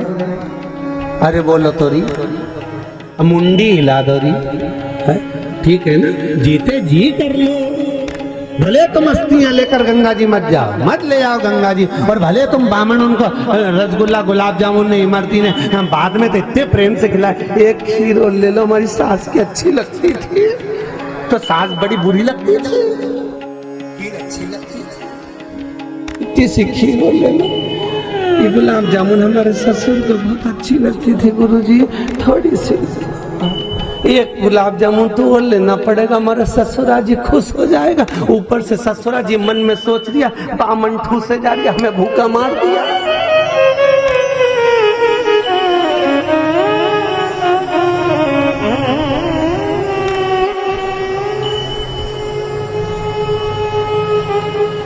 अच्छा, कई लोगों को लगता होगा महाराज के कथा माता आती कि नहीं आती है। हम तो देखो पूरी जिंदगी हो गई ऐसी कथा करते करते, जैसी चल रही है जैसी बातेंगे, और तुम सुनो तो सुनो, अच्छी लगे तो कथा में आओ जी हो, और अच्छी लगे तो रिमोट तुम्हारे पास में ही है तो देखो, नहीं तो रिमोट से बदल देना, दूसरा महाराज आ गया होगा, तुरंत चेंज, एक सेकंड नहीं लगे, रिमोट बाजू में रखो, टीवी पे जितना कथा देख रही हो तुम्हें बुरी लगे ना तो चेंज कर दो महाराज के, तुरंत एक मिनट नहीं लगे चेंज कर। और तुमसे भी निवेदन है, तुम्हें पसंद नहीं आई नहीं तो पतली गली से निकल जा। यहाँ तो कथा ही चलेगा। आपके जीवन में आप सब्रो, और निवेदन है सुधरने का प्रयास करना। बुजुर्ग माता पिता को तुमसे कुछ भी नहीं चाहिए। आज तक किसी माँ बाप ने तुमसे नहीं कहा होगा कि मुझे अच्छा दौलत ला के दो, हार ला कर दो, पाटली ला कर दो, या बेटा मुझे चेन बनवा दे, या बेटा मुझे ला कर ये। किसी माँ बाप ने कहा तुमसे? अरे बोलो तो सही, उल्टा और तुम्हें दे गए, ले मेरी चेन तोड़ के कर्जा चुकाया, मेरी अंगूठी ले जा, ये करिया, ले मैं गाड़ी दिलाते तो ये कर ले, उल्टे माँ बाप देकर जाते हैं। और उसके बाद भी मन में सोचते और दुकरिया सब लेके रख ली, एक अंगूठी नहीं दे महाराज, एक अंगूठी तो कहीं छाती पे बांधेगी, देखे तो घर को ही जाएगी, रख ले।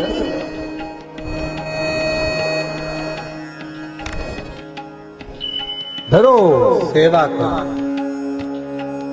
या तो सुधर जाओ रे, नहीं तो सिधर जाओ रे, दो में से एक काम अच्छा कर लो, या तो सुधरो नहीं तो सिधरो।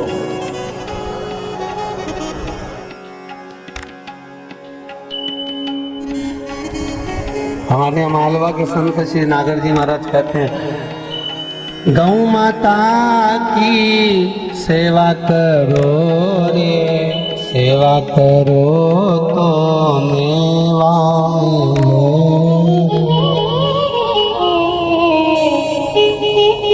मात पिता की सेवा करो रे, सेवा करो तो, बोलो जम के बोलो। आओ तुम मेवा के चक्कर में करो फालतू की बात नहीं। सेवा करो तो चाबी मिले।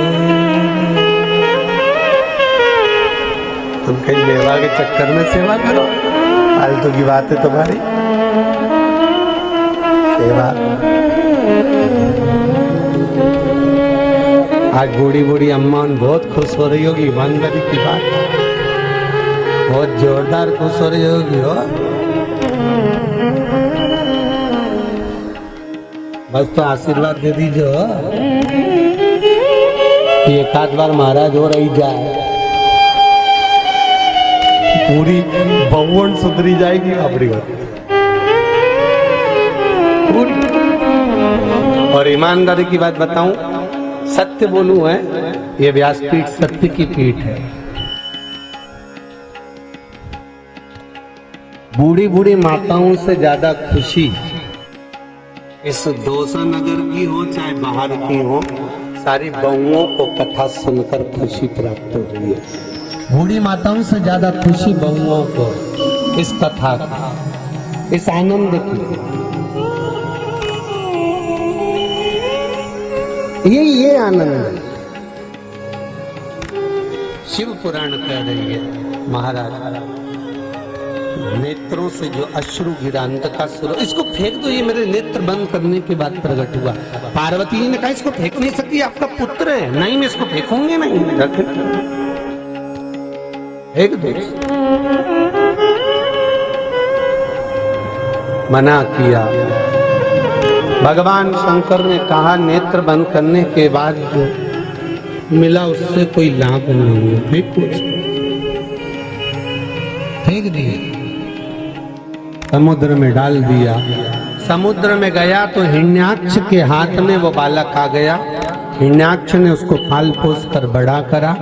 हिरण्याक्ष ने पाल पोस कर जब बड़ा करा, हिरण्याक्ष के मारने के लिए भगवान ब्रह्मा जी की नासिका से वराह भगवान की उत्पत्ति हो गई, जिन्होंने हिरण्याक्ष को मार दिया। अंधकासुर बड़ा हो गया, पिताजी की सत्ता हाथ में आ गई। और जब पिता की सत्ता हाथ में आई, पिता की सत्ता जब हाथ में पहुंची, समय आने पर उसने भगवान ब्रह्मदेव का तप किया और ब्रह्मा जी से वर प्राप्त करा। है ब्रह्मा जी वर दीजिए मुझको।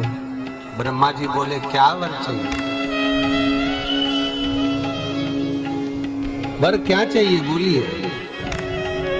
ब्रह्मदेव वर दीजिए कि मैं कभी मरूं ना, मेरे प्राण ना छूटे कभी। कल कथा में कहा था मृत्यु निश्चित है,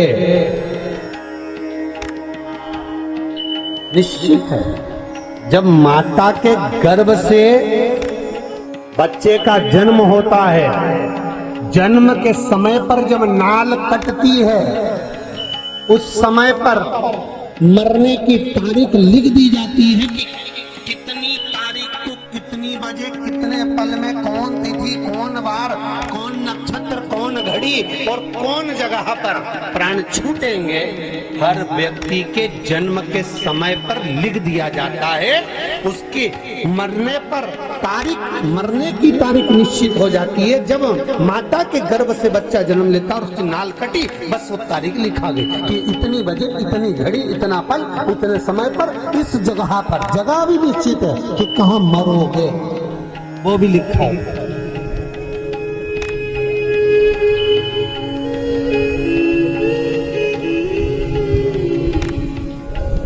कहाँ मरोगे वो भी निश्चित है। कई लोग कहते हैं भैया हम तो नहीं जाएं हरिद्वार, हम तो नहीं जाएं बद्रीनाथ। क्यों? अरे बाबा वहाँ पहाड़ गिर रही है, मरमुरा गए तो और मालूम पड़े घर से निकल कर पानी लेने गई थी, बाहर हेड पंप पे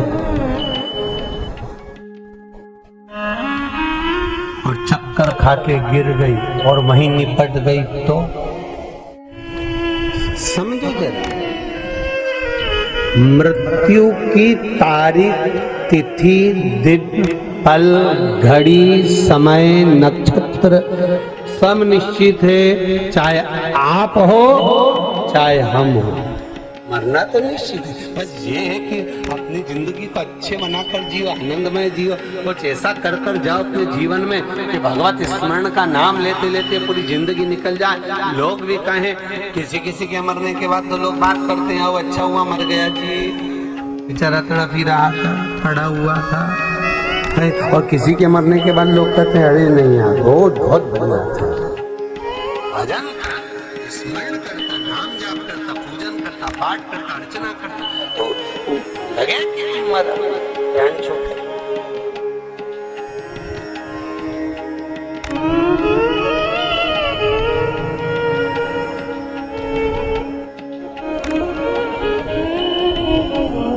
हे प्रभु, मेरे प्राण ना छूटे। भगवान ब्रह्मा जी बोले, ये तो नहीं हो सकता, तुम और कुछ मांग लो, जो मांगना हो हम आपको दे सकते हैं। अगर आप कुछ मांगोगे तो हम दे देंगे, परंतु ये सोचो कि मेरे प्राण ना छूटे, ये नहीं हो सकता। ये तो निश्चित है, मतलब मरना है तो मरना। ठीक है, अगर आप वर देना चाहते हो तो वर दे दीजिए।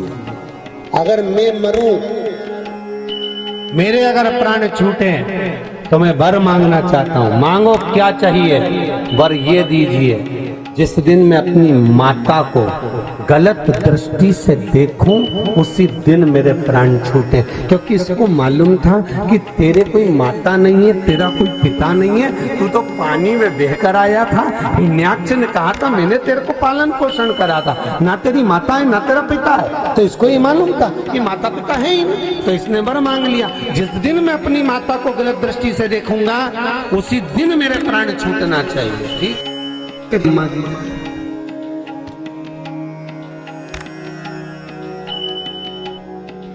ब्रह्मा जी ने तथास्तु कहा, ठीक है, वर दिया। अब हिरण्याक्ष को, इसको हिरण्याक्ष के मरने के बाद इसको लगा कि अब अपने को तो कोई मार ही नहीं सकता, क्योंकि अपनी तो कोई माता ही नहीं। अब इसने नगर में जितने लोग रह रहे थे सबसे कहा, जाओ हम मुझे शादी करना है, कोई अच्छी सुंदर लड़की कन्या देख कर लेकर। इतने में एक बोला, जो सुंदर कन्या थी उसको तो शंकर जी ले गए। क्यों? पार्वती इतनी सुंदर थी, बहुत सुंदर, अति रमणीय। अच्छा, तो उसको तो शिव जी ले गए, शंकर जी ले गए। हाँ, तो इसने कहा अंधकासुर ने, अगर शंकर जी ले गए तो शंकर जी तो ना जाने कितनी उम्र के, वो तो बुढ़ है। अब शंकर जी की उम्र कितनी किसको मालूम? तुम में से किसी को मालूम हो तो बता देना हमको कि शंकर जी की उम्र कितनी थी, किसको मालूम?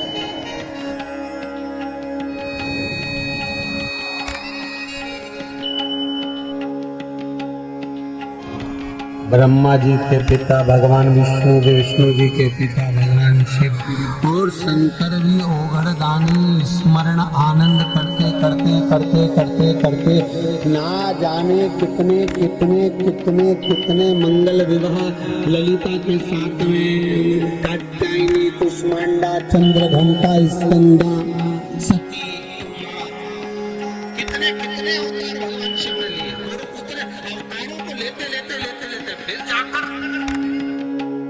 फिर जाकर यहाँ सत का भाव आया। हाँ, तो कहा शिव जी तो बूढ़े हैं।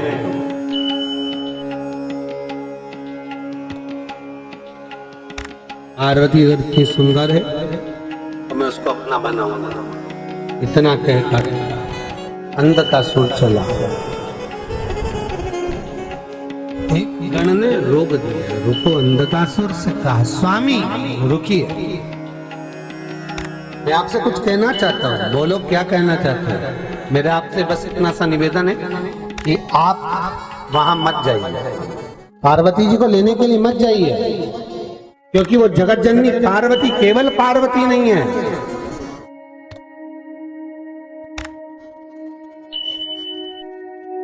केवल पार्वती नहीं है, वो स्वयं जगत माता है, जगदम्बा है। आप मेरी बात मान लो, लेने मत जाओ। अंधकासुर को क्रोध आया और क्रोध में आकर अंधकासुर ने उस द्वारपाल को उठाया, शीश पकड़ा, फरसे से काट दिया और रक्त में सनित होकर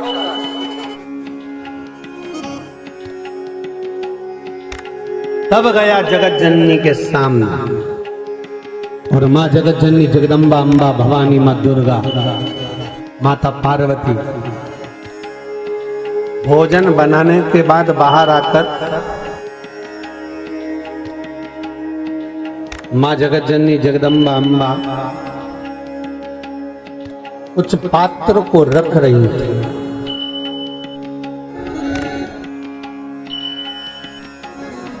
देखो,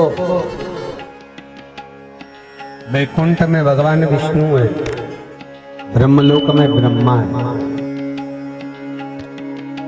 भगवान विष्णु के लिए भले लगकर थाली आ जाती होगी अपने आप, भगवान ब्रह्मदेव के लिए भी लगकर अपने आप थाली आ जाती होगी, पर मृत्यु लोक के देव है महादेव।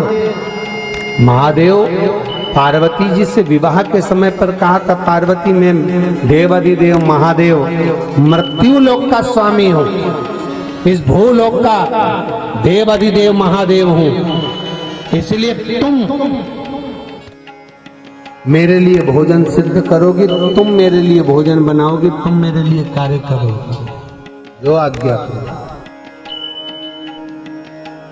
जैसे एक सांसारिक मनुष्य जीता है, हमारा जीवन वैसा होना चाहिए। एक सांसारिक मनुष्य की तरह।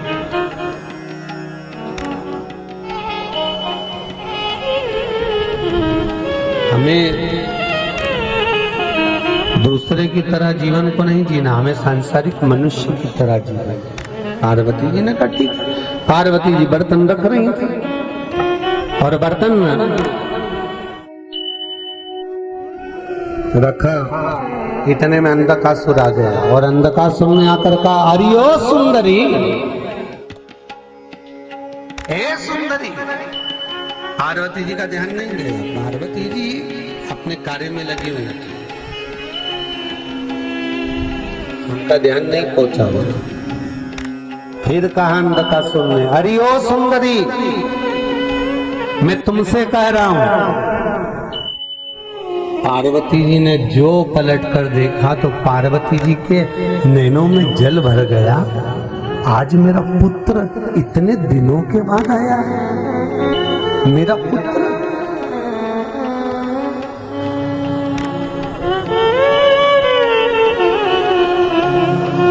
अब पार्वती जी उसको पुत्र के रूप में देख रही है और ये पुत्र पार्वती जी को स्नेहवश देख रहे,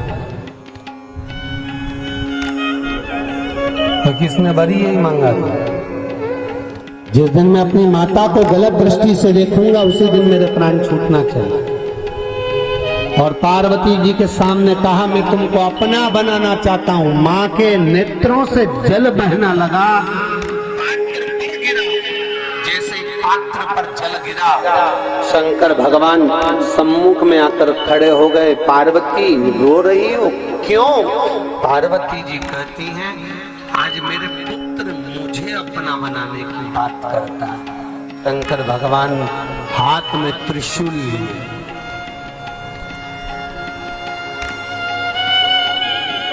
पार्वती जी ने भगवान शंकर के चरण का स्पर्श किया।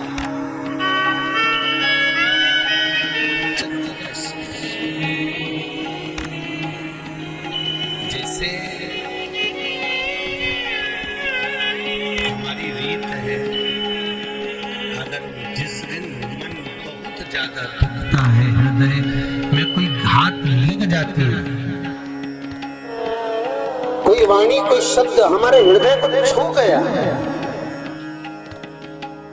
हमारे हृदय चित्त में अगर कोई वाणी कोई लग गई है, कोई चुभ गई है,